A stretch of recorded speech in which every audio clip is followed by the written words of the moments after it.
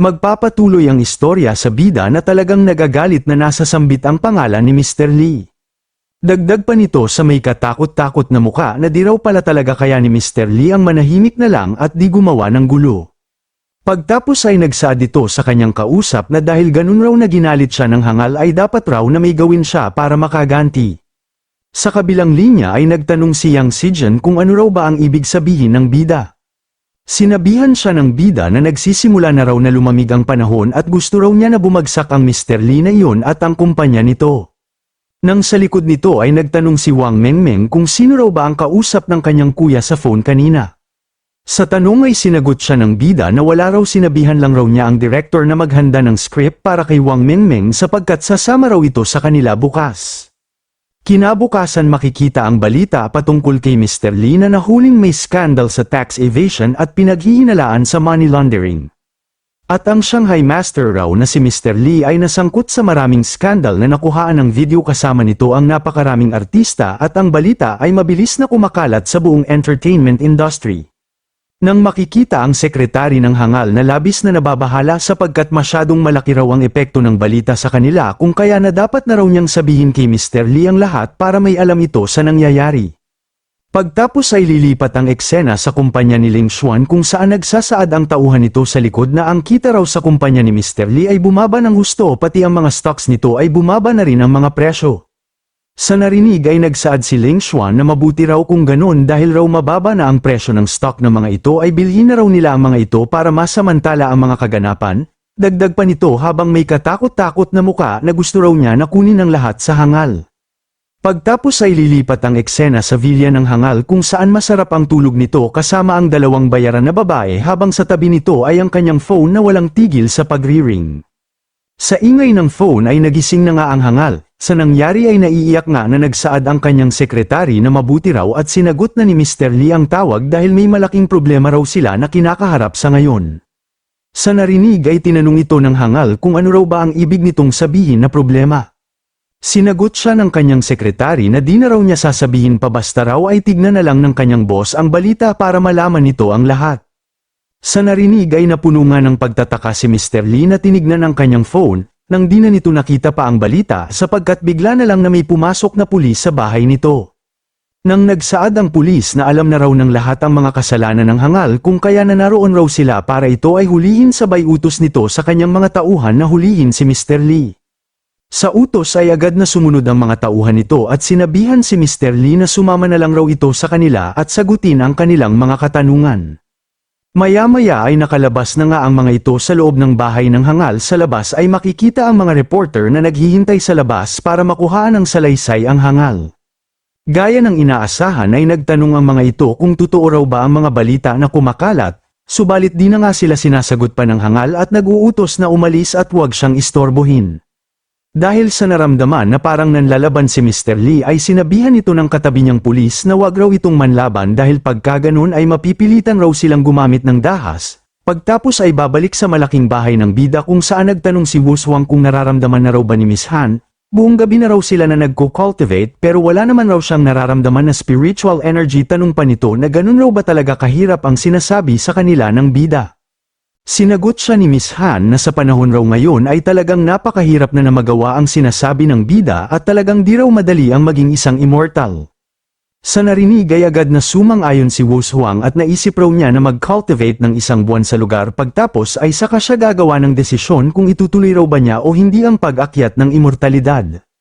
Sa narinig ay tinanong siya ni Miss Han kung di raw ba ito uuwi upang ituloy ang pag-aaral nito. Sinagot siya ni Wu Swang na mas mahalaga raw na matutunan ang immortalidad kesa sa kahit na anong tinuturo sa paaralan. Bukod pa raw doon ay nag-donate raw ng bilyon ang kanyang tatay sa paaralan niya, kung kaya kahit pumasok raw siya o hindi ay makakapasa pa rin siya. Sa narinig ay nagmungkahi nga si Miss Han na magsama raw sila ni Wu Swang at mag-cultivate sa lugar.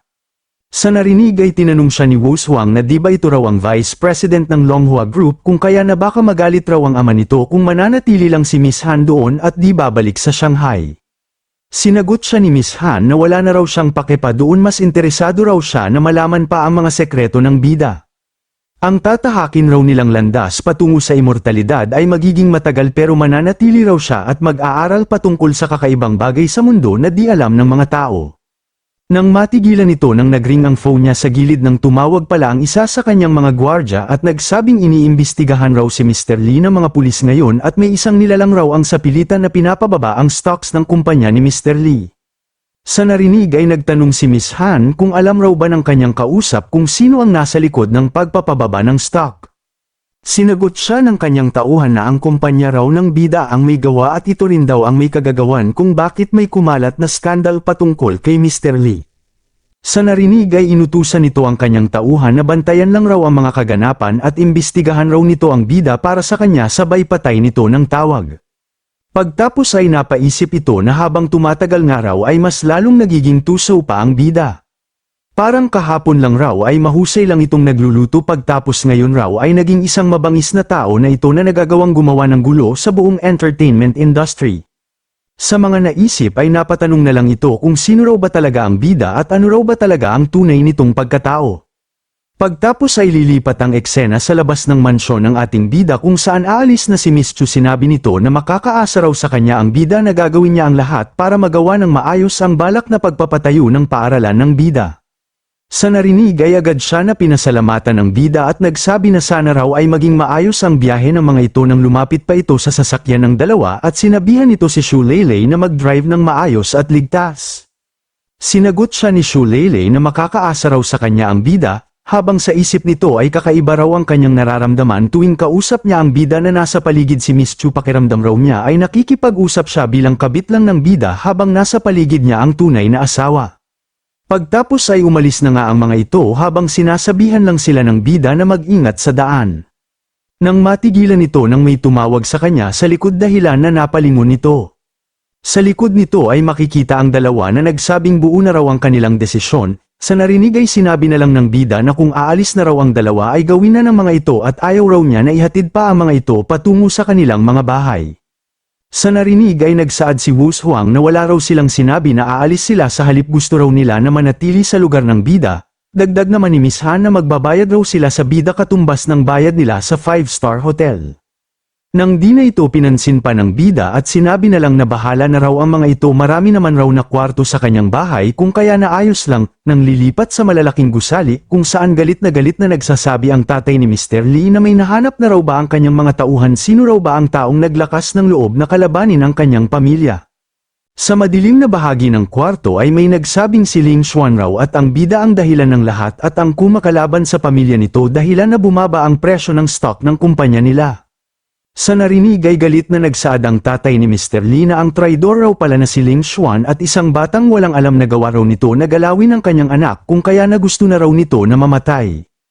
Pagtapos ay nag-utos ito sa lalaki na mag-post raw sa dark web at sabihin doon na magbibigay siya ng 200 milyon sa kung sino man ang makakapatay sa bida. Sa sinabi nito ay agad na sumagot ang lalaki na kanya raw na naiintindihan. Nang nagsaad pa ang tatay ni Mr. Lee na matagal na panahon na raw silang ginag-alang sa Shanghai kung kaya di raw siya makapapayag na may mang-api sa kanilang pamilya.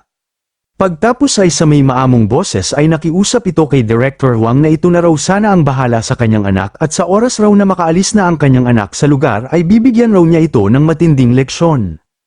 Maya-maya ay naggabi na, makikita ang mga fireworks na naggagandahan sa kalangitan. Nang nagsaad ang babae na may malaking okasyon raw ba. Sinagot siya ng katabi niyang lalaki na ngayong araw daw ay ang kaarawan ng tinuturing na kapatid ni Mr. Yan at kaarawan din daw ng president ng Phaeton Company na si Ling Xuan. Dagdag pa ng isa na siguradong nagkakahalaga na raw ng milyon ang halaga sa mga fireworks pa lang. Sa narinig ay nagsaad naman ng babae na sana raw ay magkaroon din siya ng ganong kaarawan. Maya-maya pa ay may mga drone na lumitaw nang naggawa ito ng sulat sa langit na nagsasabing maligayang kaarawan kay Miss Lin at Ling Xuan. Nang masayang nagpasalamat naman si Miss Lin sa bida dahil kahanga-hanga raw ang ginawa ng bida at di niya yun inaasahan. Pagtapos ay hinalikan nito ang bida sa pisngi at niyakap na nagsabing yun na raw ang kanyang pinakamasayang kaarawan at akala raw niya na nalimutan na ng bida ang tungkol sa kanyang kaarawan. Nang niyakap siya ng bida na nagsabing di raw niya malilimutan ang kaarawan nito dahil matagal na raw niyang pinlano ang bagay na yun para kay Miss Lin. Sa narinig ay nagpasalamat sa kanya si Miss Lin dahil palaging mabait raw sa kanya ang bida, pagtapos ay nagmungkahi ito na ibibigay raw niya ang kanyang katawan sa bida bilang bayad niya sa ginawa ng bida ngayon. Sa narinig ay nagsaad ang bida na masyado raw na mabilis si Miss Lin, nakakahiya raw sapagkat maraming tao raw ang nasa paligid. Nang sa likod nito ay nag-abot si Ling Xuan ng tubig at nagpasalamat sa bida dahil sinama pa nito siya sa pinaghanda at ang tubig ay agad namang ininom ng ating bida. Nang sa isip ni Ling Xuan na siya raw ay nakakaramdam ng inggit kay Miss Lin, tanong nito kung kailan raw ba niya magagawa sa bida ang ginagawa ni Miss Lin. Sa kabilang banda ay nagsasabi si Wu Huang na di raw niya inaasahan na ganun kabait at mapagbigay ang bida sa mga tauhan nito kahit nga raw sa kaarawan ni Miss Han ay di naging ganun kabongga. Sinagot siya ni Miss Han na totoo raw ang bida daw ay palaging nagbibigay ng mga bagay-bagay sa mga babae nito gaya na lang ng eroplano sa sakyan at iba pa, ginagawa raw yun ng bida na parang di na ito nauubusan ng pera. Sa isip pa ni Miss Han habang nakatingin sa bida na paano raw kaya nagagawa ng bida na maayos ang negosyo nito kahit mahilig itong gumastos ay parang wala lang, sabay taas ng favorability nito sa 10. Pagtapos ay lilipat ang eksena sa Seoul Airport kung saan hawak ng isang babae ang larawan ng bida nung nagdunk ito. Nang matigilan ito nang sinabihan siya ng lalaki sa kanyang likod na tinitignan na naman raw nito ang kanilang target, mabuti raw ngayon na ang target nila ay isang ordinaryong mayaman lang kung kaya na madali lang raw na mapatay ito. Nang tinanong siya ng babae kung nakahanda na raw ba ang lahat, sinagot siya ng lalaki na nakahanda na raw ang lahat at nakaayon sa plano at pagtapos raw nito ay magpapahinga muna siya sa malayo. Sa narinig ay sinabihan siya ng babae na tama raw ito, ang gantimpala raw sa ngayon ay nagkakahalaga ng 200 milyon kung kaya na talagang naiiba raw ito sa normal lang na bagay. Maya-maya ay naisipan na ng mga ito na umalis. Pagtapos ay lilipat sa sasakyan na pinapaandar ng ating bida at base sa sinasabi nito sa phone ay papunta ito ngayon sa kanilang shooting nang matigilan ito, nang kanyang nakita na parang may babangga sa kanya. Nang nakita niya na tuluyan na siyang babanggain ng malaking truck ay agad itong nabigla at agad niya na tinanggal ang kanyang seatbelt, pagtapos ay tuluyan na nasira ang sasakyan ng bida dahil sa pagtama sa kanya ng malaking truck. Sa malayong lugar ay may nakamasid sa mga ito nang nagsaad ang mga ito na tapos na raw ang kanilang misyon, talagang tapos na raw, ganun rin ang nagmaneho ng truck, iniisip ng mga ito na tapos na at patay na ang bida. Nang matigilan ito nang kanyang makita ang bida sa bintana na minumura siya at nagtanong na gusto raw ba siyang patayin ng hangal. Pagtapos ay sa di kapanipaniwalang lakas ay nagawa nitong masira ang pinto ng truck dahilan na nakapasok ito sa loob na sinalubong ng mura ang lalaki. Nang sa malayong distansya ay nagpaputok ng sniper ang isa sa mga assassin pero matagumpay naman itong nakita ng bida kahit gaano pa ito kabilis kung kaya na naiwasan rin niya ito dahilan na sa truck lamang ito tumama at di sa kanyang katawan. Sa kabilang banda ay napuno ng pagtataka ang lalaki na nagawa raw na maiwasan ng bida ang bala ng baril kung kaya na napapatanong ito kung totoo raw ba ang kanyang nakita. Nang babalik sa bida na matagumpay na nakita ang may hawak ng sniper sa nakita ay nagalit ito na naging demonyo ang muka dahil mukhang may gusto raw ata na pumatay sa kanya. Sa napagtanto ay agad nitong tinanong ang lalaki na nagmamaneho ng sasakyan kung sino raw ba ang nagpadala sa mga ito para patayin siya. Ngunit sa halip na sumagot ay minura lang nito ang bida dahilan na nainis sa kanya ang bida kaya pinatay niya ang lalaki ng walang pag-aalinlangan. Pinatay niya ito sapagkat wala na raw itong kahit na anong silbi pa sa kanya. Nang matigilan ito ng kanyang nakita ang isang babae sa gilid na takot pagtapos ay mabilis itong tumakbo palayo sa bida na humihingi ng tulong. Sa nakita ay agad na napagtanto ng bida na kasama yun sa mga taong gustong pumatay sa kanya kung kaya na agad itong kumuha ng bato sa sahig. Pagtapos ay nilagyan nito ng aura ang kanyang mga daliri at pinitik ng pagkalakas-lakas dahilan na tumagos ito sa katawan ng babae. Sa kabilang banda ay nag-utos ang lalaki na umatras na sila sapagkat ang target raw nila sa ngayon ay talagang malakas at di nila makakaya na matalo. Babalik sa bida na parang naririnig ang sinasabi ng lalaki dahil nagsaad ito na masyadong huli na raw para tumakbo pa ang mga ito. Pagtapos ay kumuha ito ng bato na kanyang pinitik ng pagkalakas-lakas dahilan na nawalan agad ng buhay ang lalaki nang walang kaalam-alam.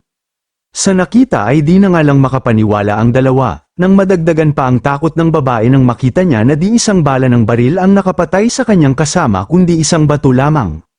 Sa napagtanto ay naisip ng mga ito na tumakbo na sapagkat isang halimaw na raw ang kanilang kalaban. Sa isip pa ng babae na parang halimaw raw ang bida na kayang pumatay gamit lamang ang isang piraso ng bato at ang mas nakakatakot pa raw ay napakalayo ng distansya nila dito at mas accurate pa raw ang paningin ng bida kesa sa isang sniper.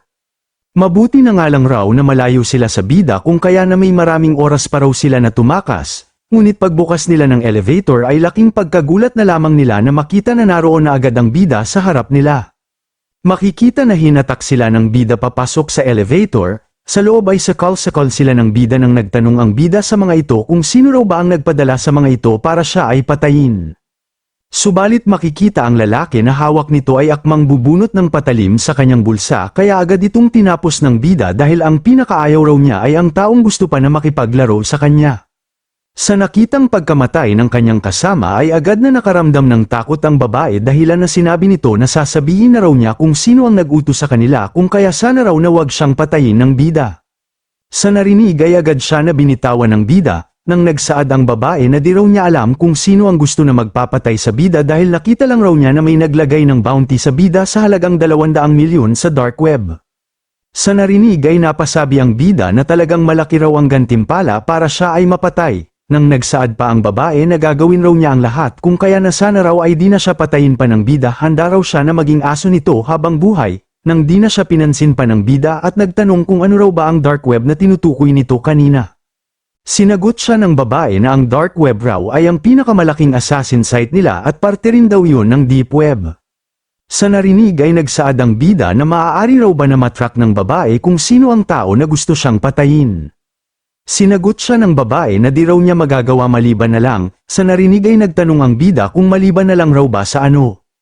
Nang bumunot ng patalim ang babae na nagsabing maliban na lang raw kung mamamatay ang bida. Sa pag-atake nito ay walang kahirap-hirap nga lang yun na sinalo ng bida gamit ang kanyang dalawang daliri. Sa nangyari ay labis-labis ang pagkatakot ng babae sapagkat alam na niya na di na siya makakatakas pa at talagang mamamatay siya sa lugar na yun. Nang sa may malademonyong muka ay sinabihan ito ng bida na binigyan na raw niya ito ng tsansa pero di raw nito na-appreciate sabay makikita na lang ang mata ng babae na nanlaki. Pagtapos ay lilipat ang eksena sa lugar kung saan gaganapin ang paggawa ng palabas. Nang nakarating na ang bida sa lugar ay agad siya na tinanong ni Wang Mengmeng kung bakit raw ba na nahuli ng dating ang bida dagdag pa nito na malapit na raw na magsimula ang kanilang gagawin at siya raw ay nakakaramdam ng kaba sapagkat di raw niya makita ang bida kahit saan. Sa narinig ay hinawakan siya ng bida sa ulo na humingi ng tawad sapagkat may aksidente raw na naganap kung kaya na kailangan pa raw niya na sumakay ng helicopter papunta sa lugar kaya siya nahuli ng dating. May mga tao lang raw talaga na walang takot sa batas kung kaya napakiramdam raw niya na di na siya ligtas pa kahit saan. Nang sinasabihan siya ni Wang Mengmeng na kailangan na raw nila ni Miss Lin na bumalik sa Shanghai sapagkat matagal na raw silang di nakakapasok at ang kanilang guro raw ay paulit-ulit na silang tinatawagan para bumalik. Sa narinig ay agad na niyakap ni Miss Lin ang bida at nagsabing di na raw niya gusto na bumalik pa sapagkat mas gusto raw niya na manatili kasama ang bida at wala naman raw na magandang tinuturo pa ang college sa kanya.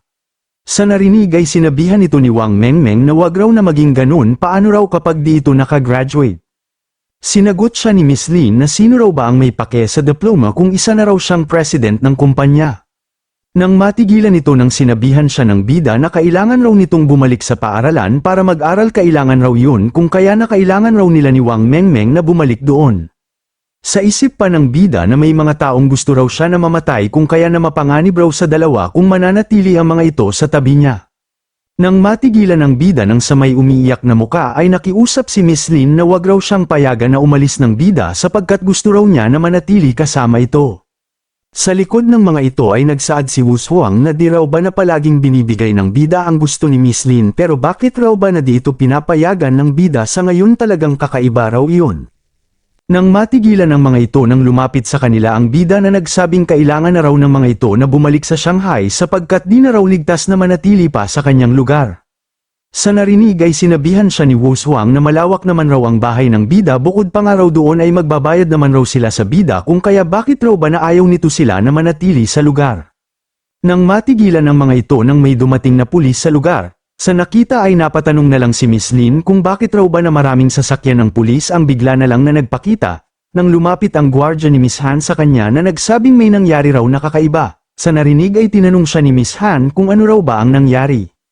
Sinagot siya ng kanyang gwardya na may mga tao raw ang natagpo ang patay at base raw sa mga imbestigasyon sa katawan ng mga ito ay napag-alaman na mga assassin raw pala ang mga taong natagpo ang patay. Sa narinig ay naisip na nga lang ng dalawa na baka raw sila ang pakay ng mga assassin na yun. Nang nagsaad pa ang gwardya nila na nakakabahala raw sapagkat natagpuan raw na patay ang isa dahil lang sa isang piraso ng bato at ang iba naman raw ay iniimbestigahan pa ng mga pulis. Sa narinig ay nagtinginan ng dalawa pagtapos ay kanilang naalala ang bida na may kakayahan na gumawa ng bagay na yon. Mukhang tinutulungan raw pala sila ng bida ng palihim sa mga asasin, mukhang ganun na nga raw talaga. Kaya raw pala na gusto na silang pabalikin ng bida sa Shanghai dahil raw pala doon, pero bakit raw ba na di yun sinabi ng bida sa kanila? At doon na po nagtatapos. Maraming salamat sa panunood.